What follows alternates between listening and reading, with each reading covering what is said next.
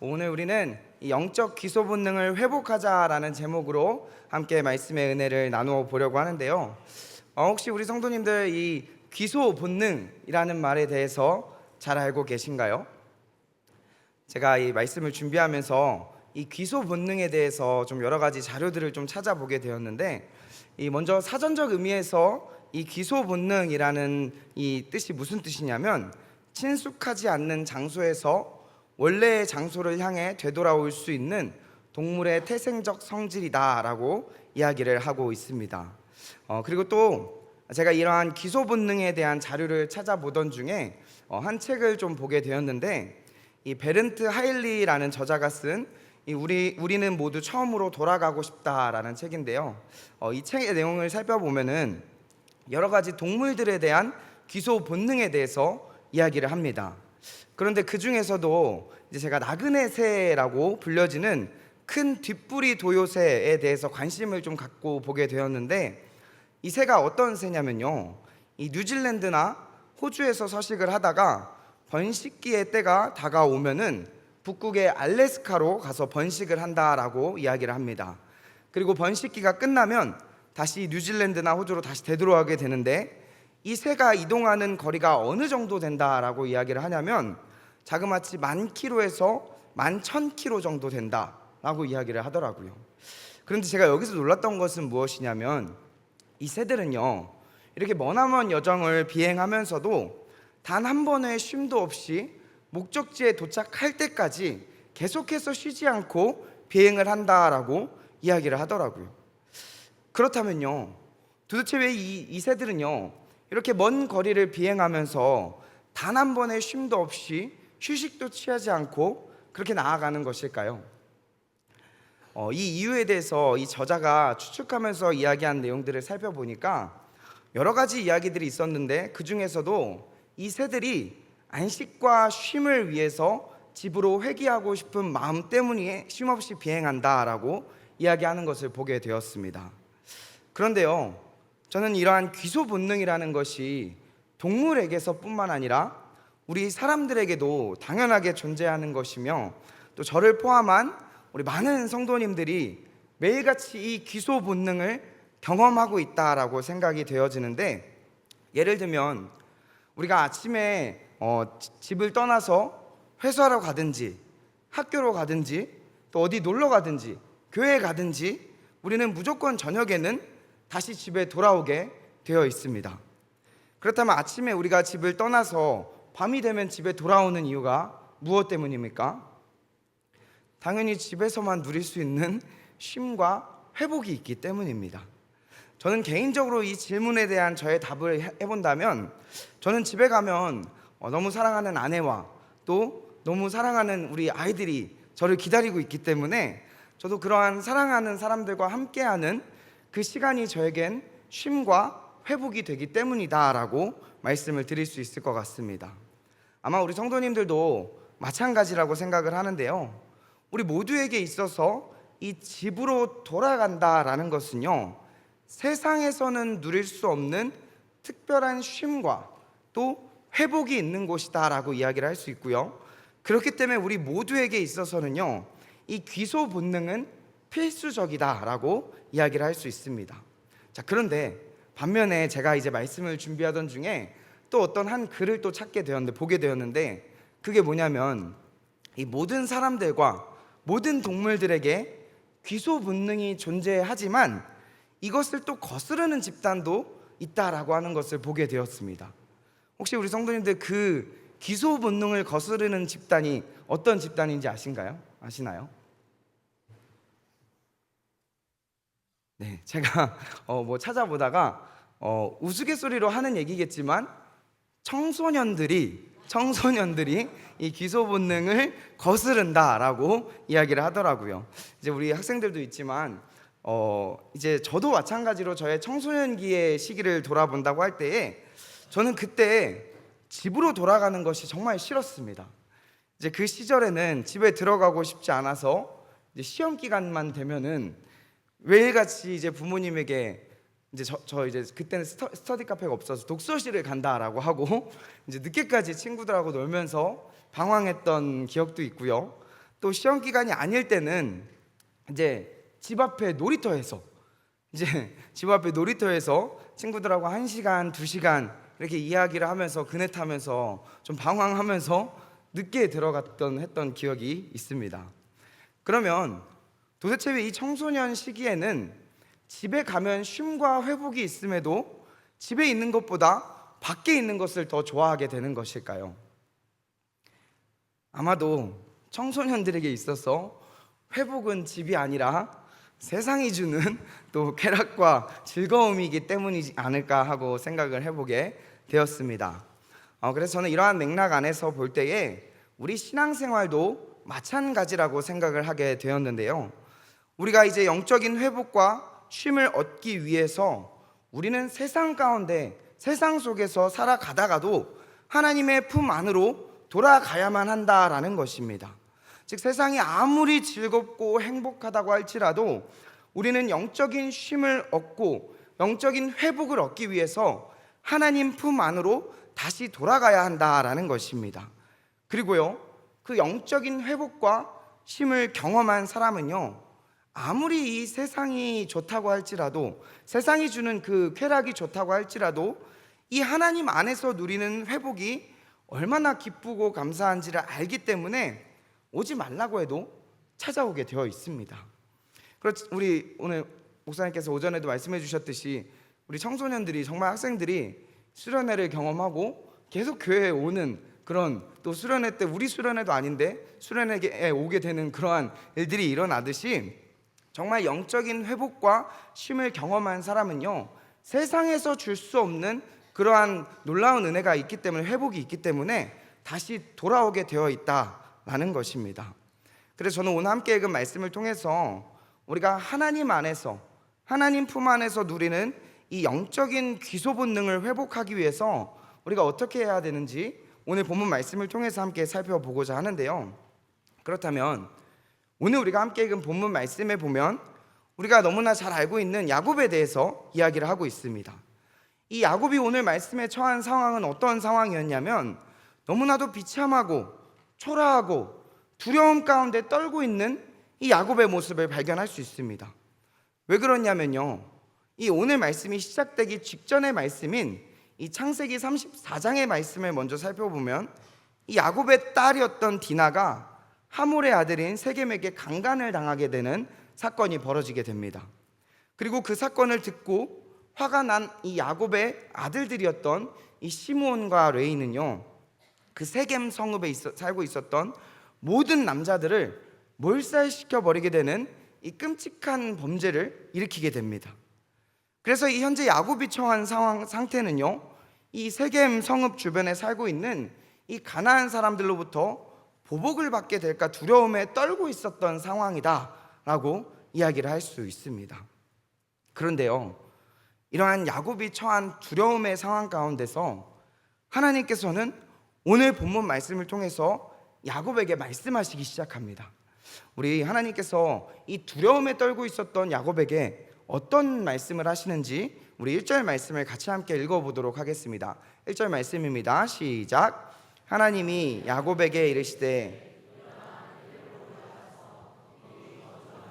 내가 내 형 에서의 낯을 피하여 도망하던 때에 내게 나타났던 하나님께 거기서 제단을 쌓으라 하신지라. 아멘. 우리 방금 읽은 말씀에 보면 이 두려움 가운데 처해져 있었던 야곱에게 하나님께서 뭐라고 말씀하십니까? 야곱아, 다시 일어나서 베델로 올라가라 라고 말씀하고 있는 것입니다. 그러면 왜 하나님께서는 이 두려움 가운데 있는 야곱에게 베델로 올라가라 라고 말씀하고 계신 것입니까? 여러분, 이 베델의 원어적인 의미를 살펴보면 베델은 하나님의 집이라는 뜻을 가지고 있습니다. 즉 하나님의 임재, 또 하나님의 회복, 하나님의 쉼이 있는 곳이 이 베델이라고 이야기를 할 수 있습니다. 또한 이 베델이라는 곳이 야곱에게 있어서 어떠한 의미를 가지고 있는지 살펴보기 위해서 이 야곱의 과거의 삶의 여정들에 대해서 잠깐 이야기를 해볼 필요가 있는데, 여러분들, 야곱은요, 우리가 너무나도 잘 알고 있듯이 아버지 이삭에게로부터 형 에서의 장자권의 축복을 빼앗고 그로 인해서 형 에서로부터 죽게 될까봐 이 삼촌 라반의 집으로 도망을 가게 됩니다. 그리고 야곱은요, 이 형 에서를 피해 도망가는 그 여정 가운데서 베델이라는 장소로 도착하게 되었는데, 그곳에서 야곱은요, 이 야곱의 삶에 처음으로 인격적인 하나님을 만나게 되었던 것입니다. 즉 하나님께서는요, 야곱의 가장 밑바닥의 상황 속에서 야곱의 삶에 찾아와 주셔서 그를 위로하셨고 그와 함께 하셨고, 또 야곱은 그러한 위로의 하나님을, 인격적인 하나님을 이 베델이라는 곳에서 처음 만나게 되었던 것입니다. 아마 우리 성도님들도 개개인마다 이 하나님을 처음 만났던 그 장소와 그 기억과 그 경험들이 있을 거라고 생각을 하는데요, 야곱에게 있어서 베델이라는 곳은 하나님을 처음 만나서 인생이 변화된 곳이었다라고 이야기를 할 수 있습니다. 그리고 나서 하나님께서는요, 이 베델이라는 곳에서 야곱에게 한 가지 또 약속을 하기 시작하는데요, 어떤 약속을 하냐면 이 창세기 28장 15절 말씀을 우리 같이 함께 읽어보도록 하겠습니다. 함께 읽겠습니다. 시작. 내가 너와 함께 있어 내가 어디로 가든지 너를 지키며 너를 이끌어 이 땅으로 돌아오게 할지라. 내가 내게 허락한 것을 다 이루기까지 너를 떠나지 아니하리라 하신지라. 아멘. 방금 읽은 말씀해 보면 하나님께서는요, 야곱에게 네가 나를 처음 만난 이 순간부터 네가 어디로 가든지 어디에 있든지 나는 너를 기억할 것이고 너와 함께 할 거야. 결국에는 다시 이곳으로, 이제 나 처음 만났던 이곳으로 너를 인도할 거야 라고 하나님께서 야곱과 약속하고 있었다라는 것입니다. 즉 베델이라는 곳은요, 야곱에게 있어서 하나님과의 첫 만남의 장소이고 하나님과의 인격적인 만남이 있었던 곳이고 하나님과의 약속이 있었던 특별한 기억이 있었던 장소였던 것입니다. 그러면 이제 이 야곱은요, 하나님과 약속했던 이 베델을 떠나서 어디로 가게 됩니까? 삼촌 라반의 집으로 가게 됩니다. 그리고 거기서 20년이라는 시간을 보내면서 사랑하는 두 아내를 만나고 또 자녀를 낳게 되었고, 더 나아가서 이제 혼자서 가정을 책임질 수 있는 그 재력도 또 소유하게 되었습니다. 그리고 나서 이제 하나님께서는요, 이 야곱에게 다시 20년 만에 찾아오셔서 이 아버지와 형 에서가 살고 있었던 그 가나안 땅으로 돌아갈 것을 말씀하고 계십니다. 정확히 이야기하자면 하나님의 약속과 야곱이 하나님께 다시 돌아가기로 서원했던 그 장소였던 그 베델로 다시 돌아가기를 말씀하셨던 것입니다. 그런데 여기서 중요한 것은요, 야곱에게 있어서 이 아버지와 형이 살고 있었던 이 가나안 땅에 다시 돌아간다는 것은 어떤 의미가 있습니까? 야곱의 인생에서 너무나 기다려졌던 일이지만 해결해야 하는 문제가 남아 있었죠. 장자권을 빼앗고 도망가는 야곱을 따라왔던 이 형 에서와의 해결되지 않았던 그 문제를 해결해야 됐던 것입니다. 그래서 야곱은요, 이러한 자신의 삶의 가장 큰 문제 가운데 이 야복나루 강가에서 하나님께 나아가서 밤새도록 하나님과 씨름을 하면서 기도하기 시작하였습니다. 그리고 이렇게 하나님께 기도한 결과 끝에 놀랍게도 이 야곱의 삶에서는요, 정말 해결될 것 같지 않았던 그 형 에서와의 문제가 하나님의 도우심으로 해결되었다라는 것입니다. 그렇게 야곱은 20년 전에 베델에서 만난 그 하나님의 은혜를 또다시 경험하게 되었던 것입니다. 그런데 여러분들 오늘 말씀에 보면 이렇게 하나님의 놀라운 은혜를 입고 또 자신의 삶의 가장 큰 문제를 해결받았던 이 야곱은요, 가나안 땅에 도착했으면 어디로 가야 합니까? 당연히 하나님과의 약속했던 그 베델로 다시 나아가야 했습니다. 그런데요, 야곱은 그렇게 하나님을 경험하고 하나님의 은혜를 체험했음에도 불구하고 어디에 거주했다라고 이야기를 합니까? 우리 33장 18절 말씀을 제가 읽어드리겠습니다. 야곱이 밧단 아람에서부터 평안히 가나안 땅 세겜 성읍에 이르러 그 성읍 앞에 장막을 치고.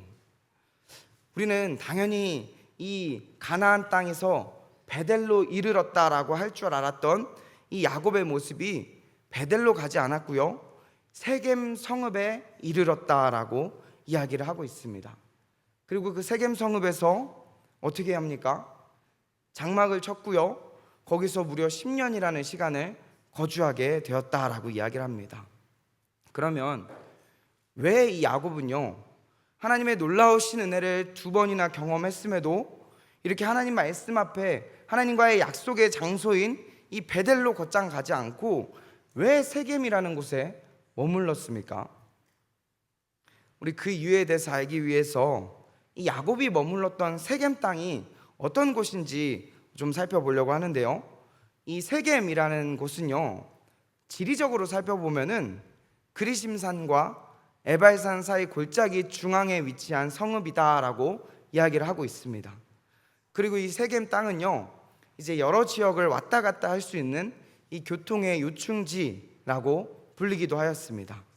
그리고 이 세겜 땅은요, 물이 풍부하고 또 땅이 좋아서 많은 사람들이 그곳에 거주하고 있었다라고 이야기를 합니다. 그러면 이렇게 사람들이 살기 좋은 곳이고 많은 사람들이 왔다 갔다 하고 거주하는 그곳이라면요, 이 문화적으로 봤을 때는 어땠겠습니까?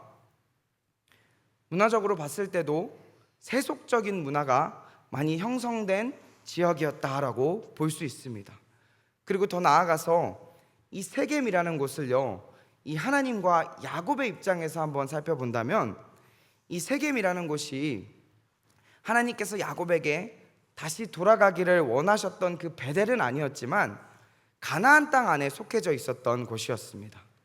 이게 무슨 말인지 쉽게 이야기하면 야곱에게 있어서 세겜이라는 곳은요, 하나님의 말씀 앞에 완전하게 순종한 것도 아니었고 그렇다고 또 하나님의 말씀을 어긴 것도 아닌 그 중간 지대에 속해져 있었던 장소였습니다. 야곱에게 있어서 세겜이란 야곱이 자신의 인간적인 욕구와 또 하나님과의 관계 안에서의 모든 그 상황을 충족시켜 주는 곳이다라고 이야기를 할 수 있습니다. 예를 들어서 이야기하자면 우리가 교회를 다니고 하나님을 예배하는 자리 가운데 나오지만 세상도 함께 섬기고 세상도 함께 즐기고 있었다라는 것입니다. 그렇기 때문에 야곱은요, 그렇게 하나님의 은혜를 경험하고 축복을 받았음에도 하나님과 약속했었던 이 하나님의 집인 베델로 돌아오라라는 그 하나님의 말씀을 또 다시 잊어버리고 계속해서 세상과 하나님과 이 중간 지대에 머물러서 하나님과의 자신과의 관계를 저울질하고 방황하고 계속해서 방황하는 그러한 모습을 보여주고 있었다라고 이야기를 할 수 있는 것입니다. 그렇다면 다시 본문 말씀으로 다시 돌아와서 계속해서 이렇게 하나님의 말씀대로 베델로 나아가지 않고 자기 마음대로 이 세상 속에서 방황하던 이 야곱에게 어떤 일이 벌어지게 되었습니까? 말씀 서두에서 이야기한 것처럼 야곱의 딸 디나가 세겜 땅에서 강간을 당하는 사건이 벌어졌고 또 그로 인해서 분노했던 이 야곱의 두 아들이 세겜 성읍에 살고 있었던 그 남자들을 몰살시켜버리는 그 끔찍한 범죄를 짓게 되어버린 일들이 벌어지게 되었다라는 것입니다.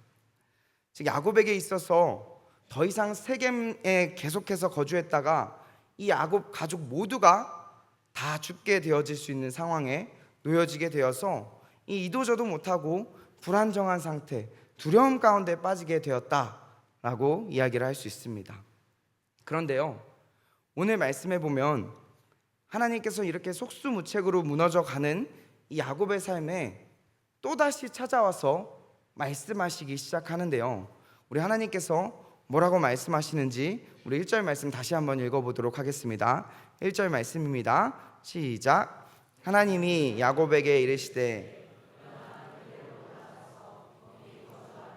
내가 내 형 에서의 낯을 피하여 도망하던 때에 내게 나타났던 하나님께 거기서 제단을 쌓으라 하신지라. 아멘. 방금 읽은 말씀에 보면 하나님께서는요, 야곱에게 야곱아, 그 방황하고 두려워하는 야곱에게 야곱아 다시 일어나서 베델로 올라가라, 너가 20년 전에 나하고 약속했던 그 베델에 다시 돌아가서 예배하도록 해라 라고 말씀하고 있던 것입니다. 즉 하나님께서는요, 이 야곱에게 네가 나를 처음 만나서 예배했던 그 은혜의 자리로 돌아가라 라고 말씀하고 있는 것입니다. 여기서 우리 1절 말씀을 조금 더 자세하게 살펴보려고 하는데, 1절에서 하나님께서 야곱에게 일어나 베델로 올라가라 라고 한 말씀 중에 일어나라 라는 단어는 이 히브리어로 쿰이라는 단어를 사용해서 각성하고 다시 결단하고 일어나라 라는 뜻을 가지고 있습니다. 즉 하나님께서는요, 이 야곱에게 지금 이렇게 이야기하는 것입니다. 야곱아, 정신 차리고 결단해야 돼. 그곳은 지금 너가 있을 곳이 아니야. 다시 일어나서 내가 너와 약속했던 그 베델로 올라가서 다시 나와 함께 하자. 다시 나하고 함께 하자. 내가 너하고 함께 할 거야 라고 말씀하고 있었다라는 것입니다. 그래서 결국에 야곱은 이러한 하나님의 말씀 앞에 어떻게 합니까? 이제 드디어 정신을 차리게 됩니다. 그리고 수많은 기간의 방황한 끝에 하나님과 약속했던 그 하나님을 처음 만났던 이 베델로 올라가기로 결단하게 되었습니다. 그리고 나서 오늘 본문 2절 말씀에 보면요, 이 야곱이 베델로 다시 가기 위해서 이 야곱이 모든 가족들과 베델로 올라갈 준비를 시키고 있는 모습을 발견할 수 있는데, 우리 2절 말씀 같이 함께 읽겠습니다. 2절입니다. 2절 말씀 시작. 야곱이 이에 자기 집안 사람과 자기와 함께한 모든 자에게 이르되 너희 중에 있는 이방 신상들을 버리고 자신을 정결하게 하고 너희들의 의복을 바꾸어 입으라. 아멘. 우리 방금 읽은 말씀에 보니까 야곱과 그 야곱의 가족들이 다시 결단하고 베델로 올라가기 위해서 그냥 이 자신의 있는 모습 그냥 그대로 세상 속에서 살아가던 그 세속적인 문화를 그냥 가지고 자 갑시다, 출발합시다 한 것이 아니었습니다. 이 야곱이 가기 위해서 이 베델로 하나님께로 다시 돌아가기 위해서 준비하고 있는 세 가지의 과정이 있는 것을 2절 말씀에서 볼 수 있는데, 그것이 뭐냐면요, 첫 번째로 이 야곱과 야곱의 가족이 베델로 올라가기 전에 이방 신상을 버려야 했다라는 것입니다. 여기서 이야기하는 이 이방 신상을 버려라 라는 의미는 무슨 뜻입니까?